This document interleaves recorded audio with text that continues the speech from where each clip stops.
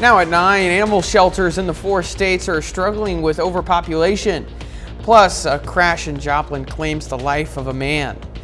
And it's Father's Day. We'll show you how 4 staters are celebrating dads everywhere. The 4 states' most watched news starts now. Animal shelters across the 4 states say they are overwhelmed with animals and resources are stretching thin. This is KOAM News at 9. I'm Anthony Saviello. One shelter says it's the highest number of animals they have had since 2017. KOAM Samantha Walker has more on how rising temperatures is only going to make the situation worse. We are over capacity. So our numbers at the moment are 664 animals, right? That is 404 cats and 260 dogs in our care. Overwhelmed is how animal shelters like the Joplin Humane Society say they're feeling as the number of animals at the shelter reaches nearly double what staff say they are comfortable taking care of. That definitely does put a strain on us. It puts a strain on the amount of resources we have to devote to any particular situation. The SCK Humane Society in Pittsburgh reports that they are also at capacity. Both shelters say they are currently unable to do any animal intakes except in emergency situations. They say the heavy influx of animals is an issue not only felt in the 4 states, but across the nation. We haven't seen data this bad since 2017, so that's pre-pandemic times. Now, we're a no-kill shelter, but if you look at the euthanasia data right now, those shelters haven't seen that type of data since 2015. We are in a really bad storm right now with animals. The SCK Humane Society says they fear if they or other shelters cannot take the animals being turned in, it will eventually result in automatic euthanasia for some animals.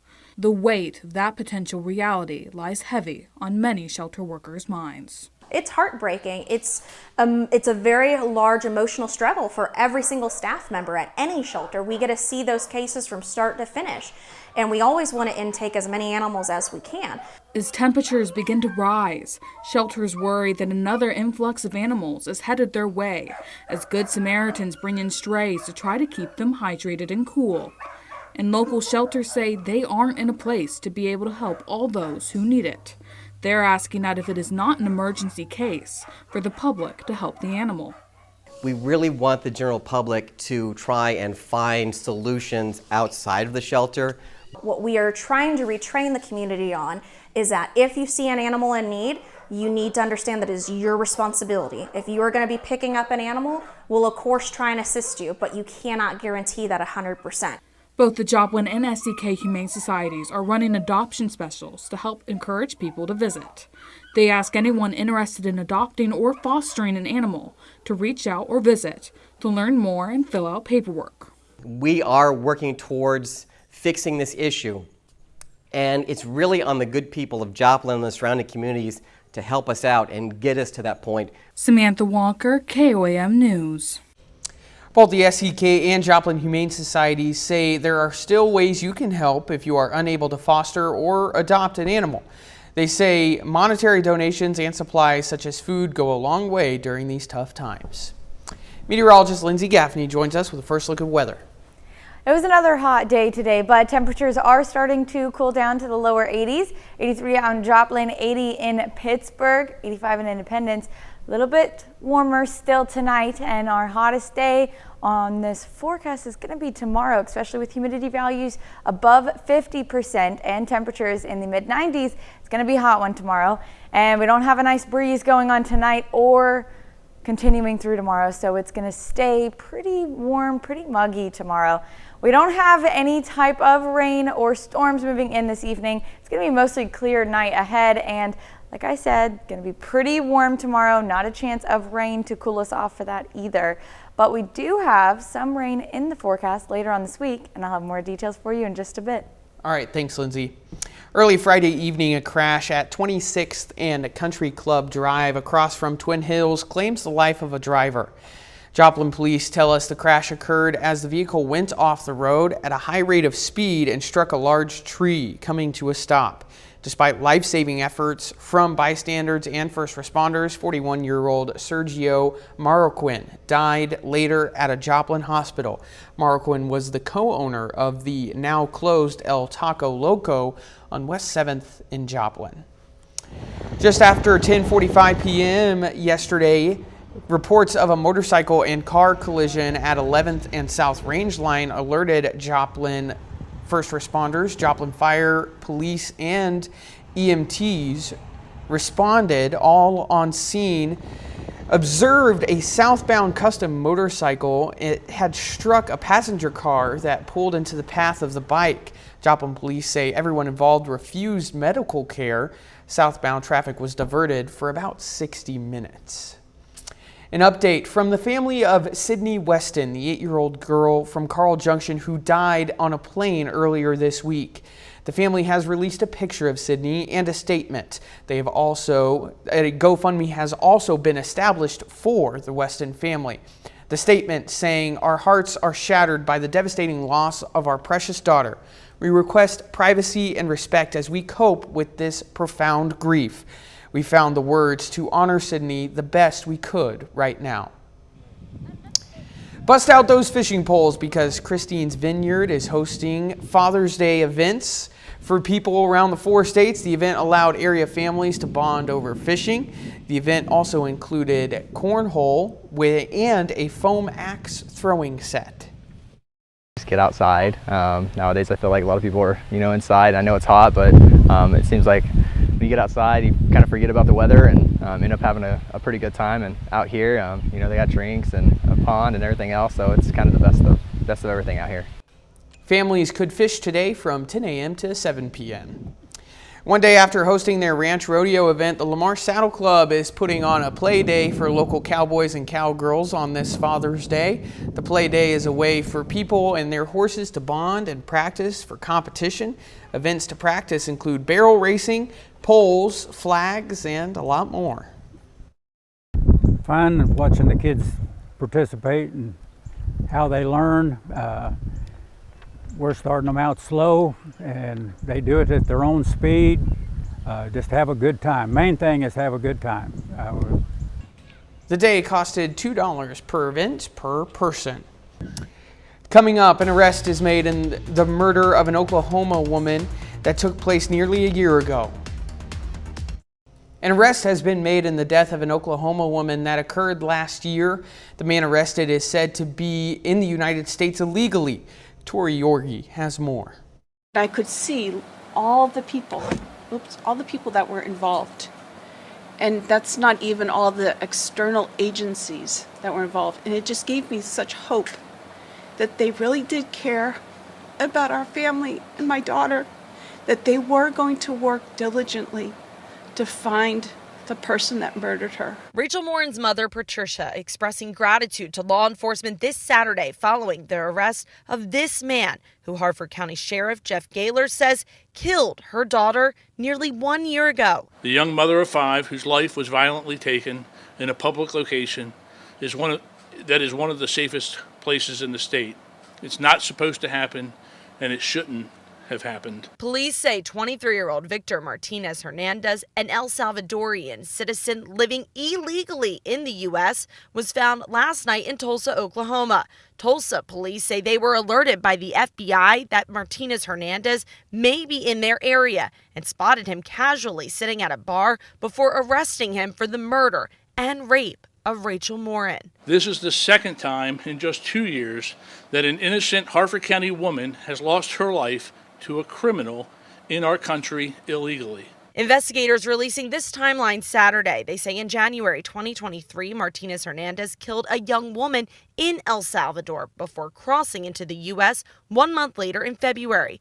In March 2023, he's accused of brutally attacking a 9-year-old girl and her mother during a home invasion in Los Angeles, California. And in August of 2023, police say that's when he killed Rachel Morin while she was out exercising. Then 3 weeks ago, the day of Rachel's birthday, investigators say they uncovered a lead. The lead we received was related to DNA evidence and allowed investigators to finally put a name to the image of the suspect in the video from Los Angeles, which we released 2 weeks after Rachel's death. Our investigative genetic genealogy team in Baltimore worked countless hours to identify the suspect by using crime scene DNA and tracing that DNA to potential family members. The FBI says they even sent investigators to El Salvador, and agencies fear they may find more crimes linked to Martinez Hernandez as this case continues.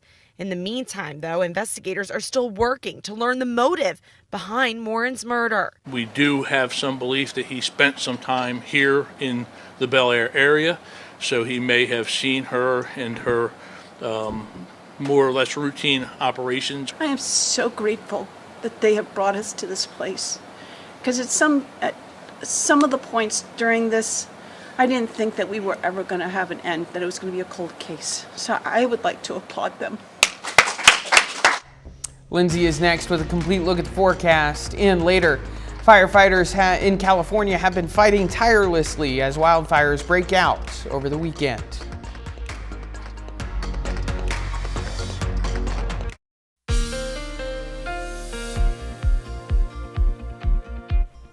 Well, it is getting warmer. Unfortunately, we don't start to cool off until middle of the week.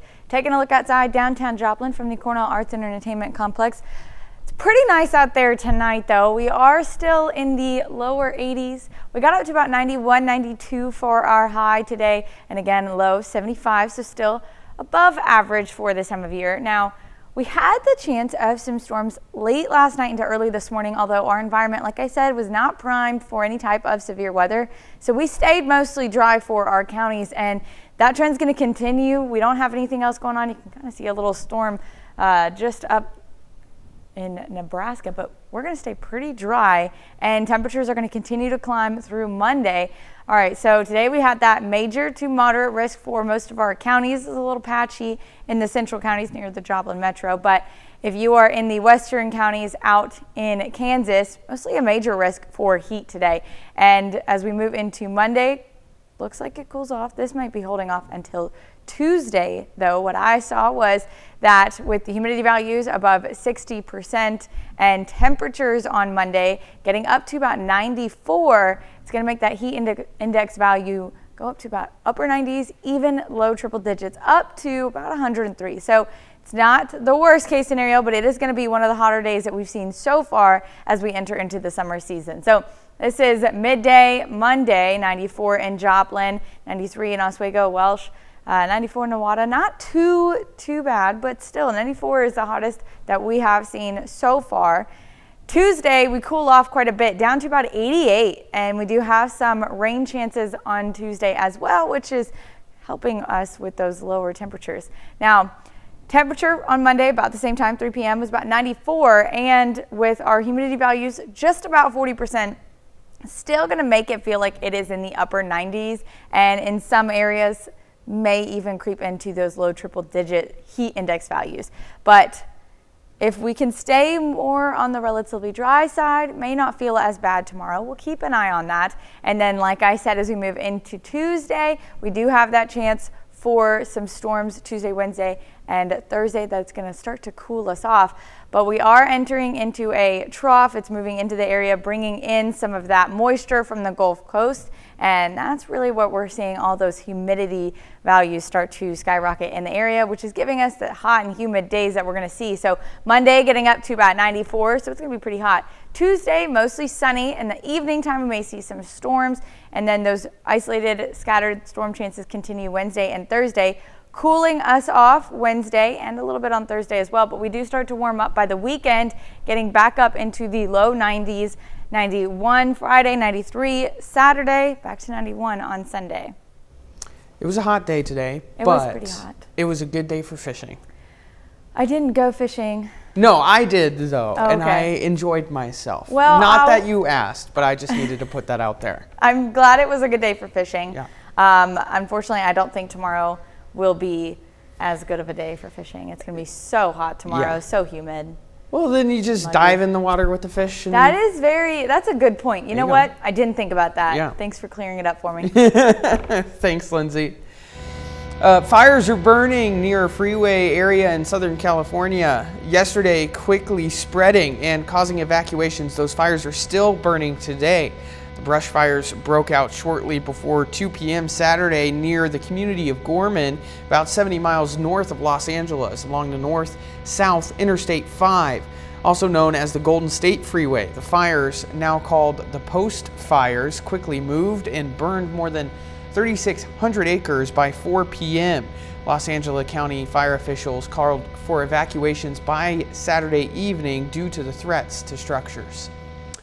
Coming up, how a police officer prevented a woman from losing thousands of dollars. A police officer in Texas saved an elderly woman who was just moments away from spending more than $30,000 to scammers. Fox's Peyton Yeager has the story. She is not clicking on anything. Do you really want to fight this fight with me? That's not your problem. Yes, it is my problem because what you're doing is committing a crime.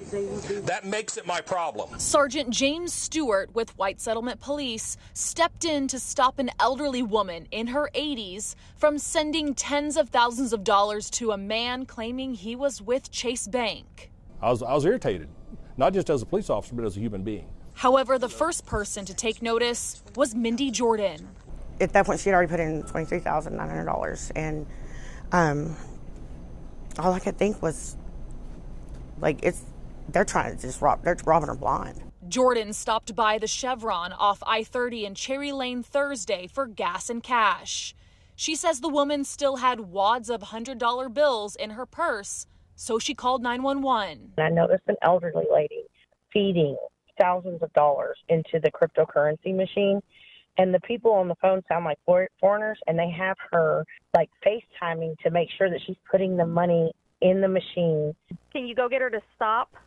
I've tried, and she said that she's trying to correct the mistake that somebody else made. So God. She knows that, yeah, and I just don't, it's so bad. Jordan waits for Sergeant Stewart to arrive on scene. Hey, ma'am, Can I talk to you for a second? Please, I have the bank on the phone. Okay, let me talk to who you're talking to on the bank. I'm in danger. Okay, no, you're not, ma'am. This is Chase Bank. Let me talk to them. Sergeant Stewart tells the woman to stop inserting money and takes the phone. The male voice on the other end continues to say he's a Chase Bank security team member. Allow me to speak to the customer. No, you're not going to speak with the customer anymore. You have already spoken to the customer enough. You never hit the submit button, or he kept saying hit the I'm done button. Because if she'd done that, that money would have been gone. Jordan called the number on the Bitcoin machine to file a fraud report. The woman will get her $23,000 back. It just could have been so different, and I'm so thankful to God that it's not, that it ended happily for her and she's able to get her stuff back. Summer Fridays are being phased out in favor of work from home Fridays. Summer Fridays allows employees the opportunity to take a few hours or the whole Friday off during the summer. According to a survey from Gartner, only 11% of Americans had access to Summer Fridays as of 2023, but in 2019, it was 55% of organizations that offered the end of the week benefit. A representative of Gartner says working from home and taking a Summer Friday do not have the same benefit. According to a 2023 survey from Morning Consult, almost 90% of employees in the U.S. are interested in a 4-day work week. Job site Indeed says that U.S. Labor Department data shows the average trade job salary in the U.S. has hit $61,900. Trade jobs are particularly needed in housing right now to stave off a shortage of skilled workers and provide housing during a market shortage. Jobs that good trade workers can do with good salaries include construction managers at $88,000, aircraft mechanic at $82,000, solar installer at $96,000 plus, and electricians at $62,000. Up next, the newest voice behind Pixar's newest emotion. She plays Robin Buckley on Stranger Things, but Maya Hawke's new role takes her behind a microphone instead of in front of the camera. Rick Damigella talked with Hawke about her new role. Hello, everybody. Oh my gosh, I am just such a huge fan of yours, and now here I am meeting you face to face. Okay, how can I help? Growing up means Riley is developing new emotions in Inside Out 2. What was your name again? Oh, I'm sorry, I can get ahead of myself. I'm Anxiety. I'm one of Riley's new emotions, and we are just super jazzed to be here. Anxiety is voiced by Stranger Things and Once Upon a Time in Hollywood actress Maya Hawke. It's the only audition I've ever had that I cried not on purpose. They explained to me the story of the film, and it was so moving to me. It just was like an arrow to my heart. And I think that that's what Pixar does so well. And my job is to protect her from the scary stuff she can't see. I plan for the future. I'm really lucky. I have a lot of anxiety, but I don't have debilitating anxiety or medical grade anxiety. But I do have there's a character that I have in me that's like, oh no, oh, I should put this here, and I need the glove box, and oh my gosh, and oh no, and oh. Ellie's life is more complex now. It requires more sophisticated emotions than all of you. It's almost like a little joke I make with myself to help me get out the little gremlin in my head, and so I was really able to sort of play with that character that I've had in my own life and to kind of let her free and give her free reign in this role, which was really cool. How dare you, madam? You can't just bottle us up. Oh, that's a great idea. In Hollywood, I'm Rick Damagella. 30 more minutes of news, weather, and sports coming your way. Coming up, the latest from Israel. The Israeli government reacts after 8 soldiers were killed in an individual incident in Gaza. I'm Trey Yingst in Tel Aviv. I've got the details coming up. Israel's army says it will pause daytime fighting along a route in southern Gaza to help the flow of aid. This coming after 8 Israeli soldiers were killed in Gaza. Fox News correspondent Trey Yingst has the latest. Israel's military suffering a deadly attack this weekend. 8 soldiers were killed in Rafah in what was the deadliest attack on Israeli forces in months. Despite the heavy and staggering cost, we must stick to the goals of the war. An Israeli spokesperson revealing the soldiers were traveling in an armored personnel carrier when an explosion took place, likely from buried devices or an anti-tank missile. A funeral for some of the soldiers taking place Sunday. If only you had more time, the things that you have done would have been endless. The attack reinforcing Israel's goal to overtake Hamas's positions in Rafah, potentially impacting ceasefire negotiations. It is clear to us that we need to defeat the Rafah brigade. I think that this task is progressing in a determined, professional manner. Despite the blow, Israel's military did announce Sunday it would pause some fighting during daytime hours to allow for humanitarian aid deliveries. The limited tactical pause only applies to a small part of southern Gaza and falls short of the potential ceasefire deal on the table. The idea behind this pause is to create a safe corridor, an 11-hour window where trucks can move safely to the crossing, pick up supplies, and move back into Gaza to deliver them. The IDF said the pause would be indefinite, which drew criticism from Israeli Prime Minister Benjamin Netanyahu. In Tel Aviv, Trey Yingst, Fox News. Ukrainian President Vladimir Zelensky addressed the gathering of the Ukraine conference in Switzerland today, the second and final day of the event. Zelensky expressed his gratitude for what was called the Summit on Peace in Ukraine. 80 countries jointly called for the territorial integrity of Ukraine to be the basis for any peace agreement to end its war with Russia, which has gone on for more than 2 years. However, some key developing nations at the conference did not join in. Despite the fact Russia was not invited to the summit, many attendees say they hope the event will lead to a roadmap for peace. President Biden in Los Angeles tonight for a fundraiser with Hollywood celebrities. The event ends a busy week on the international stage at the G7 summit in Italy. Fox News correspondent Lucas Tomlinson has the story. While dozens of world leaders, including many from the G7, attend a Ukraine peace summit in Switzerland, President Biden has instead opted to attend a fundraiser in Los Angeles with Hollywood elites, sending his vice president to Switzerland instead. President Biden flew overnight from Italy to arrive in Los Angeles Saturday morning. Here he is getting off Air Force One along with his daughter Ashley. Biden likely getting a jump on debate prep during the 12-hour flight and perhaps Saturday as well, with nothing on the schedule until the fundraiser. That debate now less than 2 weeks away. The headliners at Saturday night's fundraiser, former President Barack Obama, George Clooney, Julia Roberts, an Ocean's 11 reunion there, and Jimmy Kimmel. Fox is told $28 million has already been collected, making this the largest Democratic fundraiser in history. That's more than the big haul from Radio City Music Hall back in March. Obama was at that one too. While in Normandy, Paris, and Italy, questions about President Biden's mental acuity were part of the discussions behind the scenes and in the media. Questions that have followed leaders to Switzerland. Here's the British Prime Minister facing that question earlier. Prime Minister, how would you describe President Biden's mental acuity in your meeting? And in case you or any of our viewers missed that, Britain's Prime Minister Rishi Sunak did not answer the question. At the White House, Lucas Tomlinson, Fox News. Former President Donald Trump supporters celebrated his birthday in Michigan yesterday. The Michigan Conservative Coalition organized the MAGA boat parade in St. Clair Shores. They traveled along Lake St. Clair and the Detroit River to the heart of Detroit. The former president hosted a roundtable discussion at a church in Detroit. Later, he was set to deliver the keynote address at the Turning Point Convention downtown. Still ahead, British royals celebrate the birthday of King Charles amid his battle with cancer.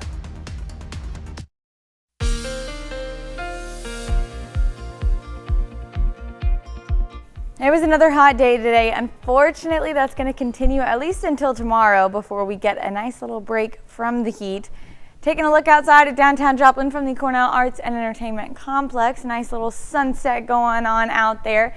Now, we do have heat continuing in the area. We got up to about 91, 92 today, and our low about mid-70s or 75, still well above average. And we're actually even getting closer to that record set back in 1952, 95 degrees. So we're only 4 degrees off from that. And tomorrow we're set to be about 94. So the next couple of weeks we may be starting to hit those records, which I know most people are probably not too happy about. Now, we don't have any rain going on in our area, and it's going to stay pretty clear for the rest of the night. We're going to stay dry at least for the next couple of days. Today, we did have a major to moderate heat risk. It was a little patchy in those moderate regions. You can see out in Joplin, that red area, that is a major heat risk, and out in our western counties in Kansas as well, and even creeping into our eastern counties. Now, it's just going to continue to get worse tomorrow as we get into the mid 90 degree range and lower 90s. So Joplin is about 94, Miami 94, let's see, Veneta 95, Nowata 94. So getting up to the mid to lower 90s, but as we pair it with humidity values above 40%, the heat index value starts to drive up to the upper 90s and even triple digits. Tuesday, we're going to start to cool off. This is a little bit before we reach our high temperature for the day, so about 2 o'clock, 88 degrees, likely going to get to about 89 or 90 degrees on Tuesday, but we do start to cool off for the next couple of days after that. Monday, though, humidity values about the same time we see our high temperature, about 40% out in Webb City, 43% in Pittsburgh, 37 in Veneta, not too bad, but like I said, if you're above 40% humidity values with temperatures above 90 degrees, heat index values start to range from the upper 90s to the lower triple digits, maxing out about 103 degrees. So it's going to feel pretty hot, pretty muggy on Monday. And then Tuesday, temperatures do go down a little bit, and we do have humidity values dropping down to about 30 to 40% range. As we go into the rest of the week, so this is on Monday, 1 p.m., we're staying dry, like I said, but we do have a trough starting to push in. You can kind of see a low pressure system also off the coast of Texas. That's in the Gulf Coast, bringing us some more moisture as we move into Wednesday and Thursday. So we've got a couple chances Tuesday night through Thursday of some isolated storms, some scattered storms possible. Not severe, but with that rain, it's going to bring us some cooler air. 88 degrees on Wednesday, not too cool, but still cooler than 94 degrees. And then on Thursday, getting up to about 90 degrees. Now, we do cool off for a couple days. However, by the weekend, we start to warm back up to the mid to lower 90s. Sunscreen all the time. That's, yeah. It's a good philosophy. It is for the summertime, for sure. Yeah, absolutely. Thanks, Lindsay. Coming up in sports, Brock Baldridge brings us an exclusive interview with Pitt State softball head coach Jenny Fuller.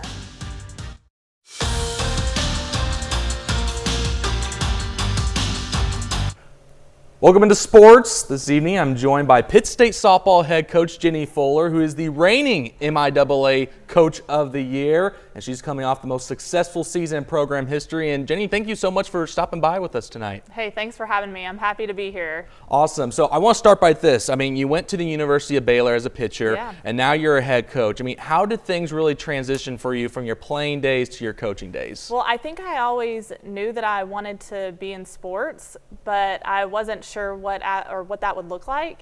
But I had a really good relationship with my coach at Baylor. He's still the coach, and he kind of helped me navigate that path. And I got my start at a junior college in Waco, and I've been coaching ever since I graduated from Baylor. Awesome. And, you know, I kind of want to talk about this past season. I mean, Pitt State softball, 53-8 overall record, their most wins in a season. You know, you win your first conference title since 1994, and then you also host an NCAA regional. I mean, did you really think that this season was going to take off when you were in the off season, you know, training with your girls? I mean, I knew in the fall that we could be pretty good, but the success that we had, I couldn't have predicted that. And I think that comes down to just the culture we developed, the camaraderie that our players had, and their work ethic and grittiness. And you worked really hard in the transfer portal to get where you are today. I mean, a lot of coaches don't like to give away their blueprint or anything, secrets like that, but how do you go from this past offseason going to this next year? I mean, how do you work in that? Yeah, I think that, I mean, the transfer portal is really helpful to schools like Pitt State. We use it to our advantage, and we can bring in some key players. And so we're going to look to fill some holes. You know, we did have some big players graduate, so we'll look to bring some good players in that can help out right away, and then also look at junior college players. But I feel like we're in a good spot heading into next year. You had a lot of those transfer portals players play that were pitchers or position players. They played in really big roles. I mean, just kind of give me a handful of girls that really took your team off to the next level. Yeah, I mean, I am very thankful for players like Hannah Burnett, Kiana Pogreski, who else? Courtney Story. Just those transfers that they really trusted what Brad and I were selling, and that we can be good, and they came here and they helped us get to those 53 wins and the conference title. So they really paved the way for the future of our program. And I think one of the most favorite parts of last season was when you got that Gatorade bath. Was it water or Gatorade? It was just water, luckily. When you got the Gatorade, I mean, how refreshing is that? You know, you finished the season the way you did, at least the regular season, going into the playoffs. I mean, how nice is that as a coach? I mean, it was just so much fun, and I really enjoyed the journey, and it wasn't so much about like getting all the accolades. It was just really having fun with the team, and it was just such a fun year, and I'm really thankful for that squad. All right, Jenny. Well, thank you so much for joining us. I really appreciate you coming in. Well, that's your look for sports. We'll be back right after this.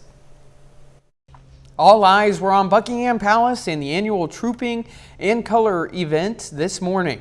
That's where the Princess of Wales made her first public appearance since announcing her cancer diagnosis earlier this year. Fox News correspondent Stephanie Bennett has the story. Music, majesty, and military precision, the Trooping of the Color is an annual tradition, but perhaps this year more meaningful than those in the past, as both the King and Princess were in attendance despite their cancer battles. The event marks the sovereign's official birthday, although King Charles III's actual birthday is in November. Last year, the king rode on horseback, this time a little reined back as he rode in a carriage with his wife, Queen Camilla. Prince William rode on horseback for the procession as well, and Princess Kate rode in a carriage behind the king with their 3 children. It came down to the wire on whether she was going to attend after missing last week's Colonel's Review, which is a dress rehearsal essentially for the big day. The 42-year-old princess looking glamorous as always in white and wearing the Irish Guard's regimental brooch, as she is the regiment's colonel. Now, the princess gave us an update on her health Friday night, saying she is making good progress, but as millions know, with chemotherapy there are good days and bad days. She also gave us some insight into her personal life, talking about engaging with her children's school life, starting to do a little bit more work from home, and looking forward to joining a few public engagements over the summer. It's very exciting to know that Kate's going to come out and be here and be with the family and be a part of this really important day, and we were really excited to see that. But also just to be a part of this big celebration in a country that we have only been to a couple times. The princess admits that she is not out of the woods just yet. Her message is and has always been that she wants her privacy while she recovers with her family. In London, Stephanie Bennett, Fox News. Up next, he may not be a British royal, but many find themselves waiting for the king of country. A country music legend played before a sold-out crowd at College Station, Texas on Saturday. Fans packed Texas A&M's stadium, and Alex Egan spoke to some of them before the show. They say football is king in Texas. We actually heard rumor of it for about 3 or 4 weeks and went ahead and booked rooms ahead of time. And then when they made it official, everything kind of took off from there. Until the king of country rolls in. The king of Caulfield! George Strait, baby! We were coming. Plain and simple. Once in a lifetime opportunity, for sure. Typically, this is a venue reserved for fall Saturdays. And only a handful of musical artists can create this kind of scene outside this iconic football stadium. Oh, we were some of the first ones. We're season ticket holders, so we actually are suite holders. We have our suite along with 20 other tickets tonight. I'm here for a good time. Yeah. George Strait is no stranger to playing in sold-out stadiums. He's already played in front of more than 100,000 people in Dallas. It's a record Texas A&M Athletics is hoping to break, with more than 110,000 tickets available. I think the more recognition you bring to A&M and enjoy the great facilities that we have to make known, it's great for the university, the city, and everyone involved. Wow, that's amazing. It is really cool. Are you a fan of George Strait? I am the biggest fan of George Strait. Actually, back in high school, we did a project report on it. I'm sorry. We apologize. We just wanted to see if we could get away with that. That was awesome and funny. We and should have kept it going. Yeah, we should. I'm sorry. I can't. I'm too loud to whisper. It's gonna be pretty warm for the next couple of days, and you don't even usually do weather during this. You're just thrown off by the fact that we've been whispering the entire time. I really felt like we could have kept it going, but that's our time for tonight. So thanks for joining us. We'll leave you with penguins in Argentina. From all of us here at KOEM, have a great night.